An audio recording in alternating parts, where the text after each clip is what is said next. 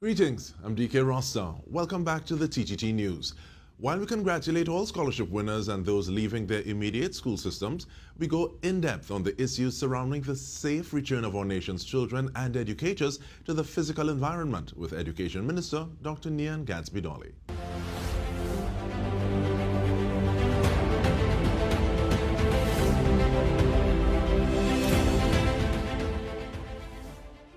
Welcome, Minister. Thank you for making the time. And even before I pose the first question, I just want to manage expectations, saying this is not the conversation where we say, okay, by Wednesday, this is going to happen, just to make sure we're on the same page. But in terms of asking where did we start with the return of students to school and then work our way up towards getting there for the third term test. Hi, Dike. Thanks for having me. It's a pleasure. In February of 2021, that would have been the first phase of return of students to school. At that time, we had our examination students out, those of secondary school level. So we had forms 4 to 6, they were out, and they were completing SBAs and so on as they went into the CXC exams of 2021. Come October 2021, we again had students come out to school. At that time, it was the vaccinated students of forms 4 to 6, early October 2021. Just a bit, about 2-3 weeks after that, we had the return of all students of forms 4 to 6. And that again was the end of October 2021. So since then, we've had students out in this way. When we came to January of 2022, we had our students coming out, forms 4 to 6, and then in February, we would have asked the forms 1 to 3 to come out, as well as the standard 5 on a rotation. And that rotation, of course, was required because of social distancing concerns. So that's the progression of how we have been bringing students out from 2021 up until the present time. And with that though, and you spoke of exams, so SEA, CAPE, CSEC in a pandemic, successes, challenges, lessons, what are some of those considerations that you're bringing to the table as we move forward? You know, Dike, examinations have all been physical. So SEA of 2020, CXC exams of 2020, SCA of 2021, CXC 2021, both January and June, and most recently January 2022. All these exams have been physical exams, and we've had thousands of students turning out to be able to do these examinations. And of course, this is of priority because it speaks to the ability of our students to progress along their education system. What we have seen over the past time, of course, the learning loss associated with students being away from the classroom. Even in the what we call the summer or the June-July vacation, we see learning loss when children come back to school. And that's just about 2 months. So could you imagine what happens when students are away from the classroom, even though they're engaged in online learning? It's just simply not the same. So what we've seen in terms of the results at both CXC level as well as the SEA level would be some level of diminishing of results. We've had some students notably performing much better, but that's a small segment as compared to students who would have done worse. So on average, it's not been very large jump or decrease in performance, but you have the outliers where you have some students performing much better, but there are definitely signs of learning loss where you have students who are not performing as well because they would have been away from the classroom for so long. And that small number you said that did remarkably better is very interesting to me because that also makes me want to think of methodologies and stuff. But we do not live in a perfect world, but the Ministry of Education has been working with the Ministry of Health. So what are some of those mitigation strategies that have been implemented and working in schools? I think one of the main things that we want to mention is a recommendation that came from our stakeholders. Of course, our stakeholders are our very valuable partners in this effort, and also came from the Ministry of Health, where we instituted in January of 2021 the Education District Health Unit. This is a liaison unit that works with the schools as well as the Ministry of Health. So it's comprised of nurses headed by a doctor, and it's not one nurse per school.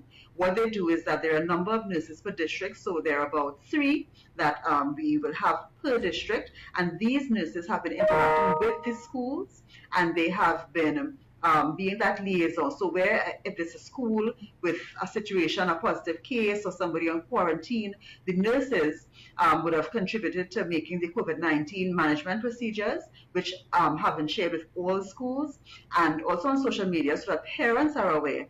And they are the ones that interact directly with the principals, guiding them through the process and ensuring that if persons go to test through Ministry of Health and health centers and so on, that we can expedite the results, because that's very important for the management of COVID at a school. Because of course, with a country in the throes of a pandemic, there is no way at a school there's not going to be cases. But the point is that we need our principals, our teachers to be very aware of what is to be done and to manage that process carefully. So that's one of the greatest achievements, I think, that we have been able to do in a collaboration with the Ministry of Health to assist our schools in managing, because this is the way that our schools are going to be able to remain open once we can manage those cases carefully. Of course, the ministry has instituted across all of our schools hand washing stations throughout the school, not just at the front, but throughout the school, so that the students come in, they can wash their hands, they can have access to that throughout the day. In addition to that, we have given the schools the thermal scanners, and recently we gave them the freestanding ones so that it's easier for the guard at the gate, because you could imagine when you have students coming in, one guard or 2 guards that has to do this holding the scanners and doing it, it takes less time for them to just walk through and be able to use the freestanding scanner. So that's been provided at the schools as well. In addition to that, the schools have been provided, as I would have mentioned, with the clear management protocols for COVID-19, which is very important. We've supplied cleaners to schools, sanitizers, tissues, and all of that cleaning supplies to be able to boost the schools' supplies, so that we know the schools would have these supplies and would be able to use them to keep the schools clean. Another valuable partner with us has been MTS, who provide the janitorial services as well as security. So a lot of these security guards from MTS are involved in the entry protocols at the gate, and also our health and safety officers, which operate in our government secondary schools. And the janitorial staff, of course, has been very instrumental, critical in this time, and MTS has responded by working with the Ministry of Health to have a health protocol and a cleaning protocol that is increased, especially in high traffic areas. So they clean more than they used to clean, so ensure that throughout the day the classrooms are attended to. So this is very important for our sanitization and for our parents to know that we are taking good care in terms of providing that sanitization at the schools. And where we have cases that a school has to close for sanitization, for example, if a case, a student is discovered, or a staff member or teacher has been on the compound within 72 hours and discovered to be a COVID positive case, in those cases where schools require sanitization, MTS also partners with us to provide a company that will give us that sanitization at the school.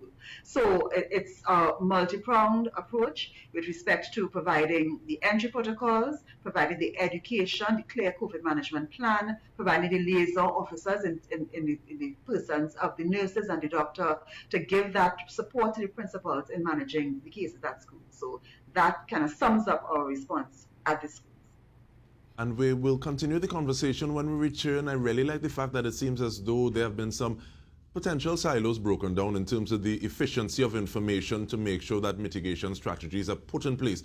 But we return to the conversation after this break. We're speaking with the Minister of Education, Dr. Nyan Gadsby-Dolly. Stay with us. We return with more.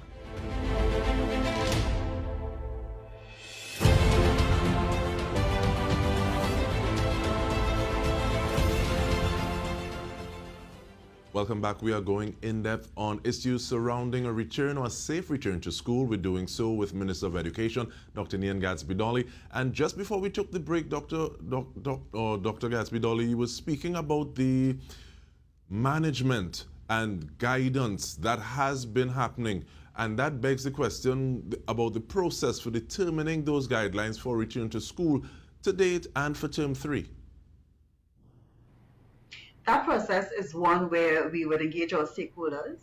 The ministry would put together guidelines that we would want our stakeholders to take a look at and to pronounce upon generally. In some cases, we would go to them and ask, give us your recommendations. In some cases, we would provide a platform for discussion.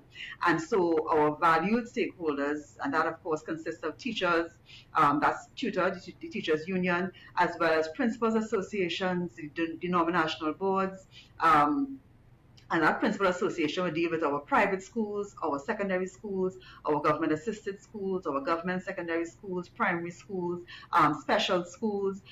So there's a very wide range of stakeholders. The parent teacher association, they're also part of our stakeholder group. So when we look at it, and when I say denominational boards, the individual boards as well. So when we look at it, we have a very large meeting, and all stakeholders are given the opportunity to comment and to give their perspective, to give their recommendations and comments.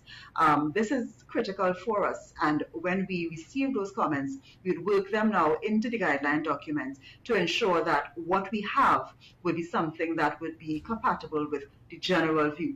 Certainly there would be individual views that would come forward that may not be able to be accommodated fully. However, all of it adds to the whole, and so that is how we come up with our guidelines. So we meet with our stakeholders tomorrow. We were to meet with tutor today, but they were not able to meet, so we will reschedule that meeting. But all of the perspectives are very important in coming up with that final document which goes forward for implementation. Right, and you said there would be individual views, which is understandable, and I'm sure one of the individual questions that parents could be asking is, my child need to come out to school every day? Are you in a position to answer that yet? At this time, the plan is to have all of our students return to the classroom. As you would know, this is our transition time back to the classroom, and so we have been in rotation. There are the advantages and the disadvantages of that, and so we've looked at what's happening around the world, and if you look around the world, our students are back out to school. And yes, that is the original plan, that we have them back out. So it was a gradual return, and so we are at the point now where it's time for students to come back to school. So yes, and I can tell you that after 2 years and then a rotational schedule, it is something to get readjusted to, and that's very critical that our students get readjusted to making that transition back into the classroom. So that's the plan. We're going to be discussing it in a fulsome way with our stakeholders, and then we will make our final recommendations as to how this is actually to be implemented. Thank you so much for that. Now, I'm sure that there'll be many considerations, and you spoke to some of them and some of the stakeholders that you're doing that with, but there may be a hierarchy of those considerations. What are some of those key considerations for term 3? Safety would be the priority. We want to ensure that our students are safe, and that whatever arrangements we make, that it would be not putting their safety at risk. So that's in priority. Right after that comes their educational attainment, because the point of school is to ensure that they are learning.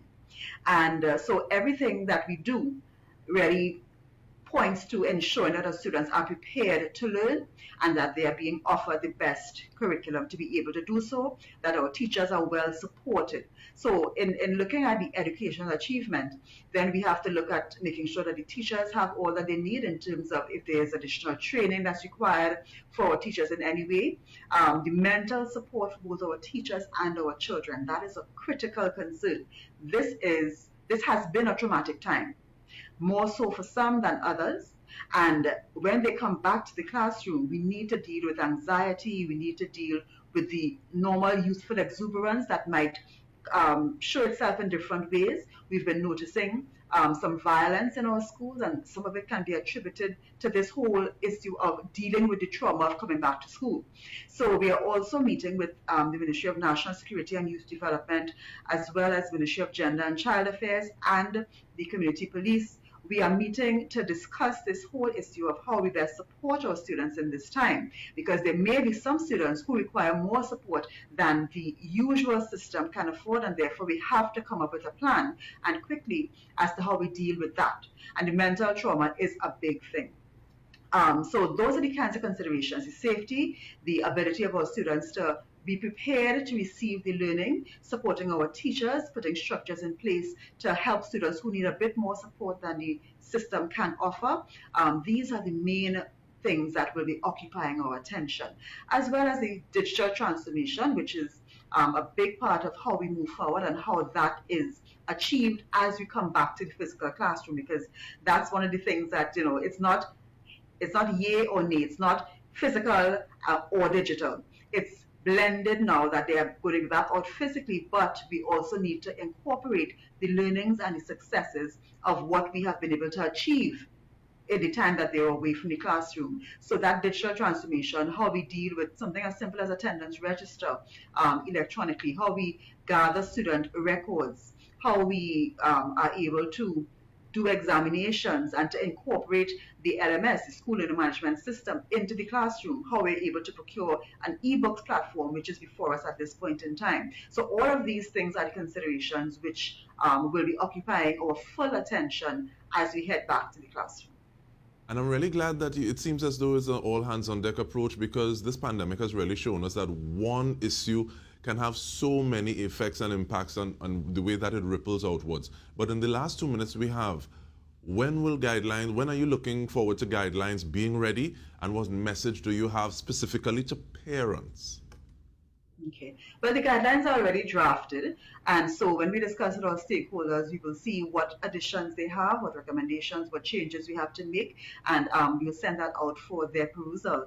And so we can expect then within the next 2 weeks, school ends on the 1st of April, I believe. So by that time, we should be able to provide guidelines. I can tell you that our uniform requirements, which we have relaxed for the entire year, those are going to be continued to be relaxed, because we understand that parents may not all be in a position to purchase new uniforms and so on for their children. And as I've been doing my school visits with the education team over the past month or so, we've seen the evidence that has helped parents, students coming out and they're just coming to school to learn regardless of if they have the entire uniform. So that's a part of it.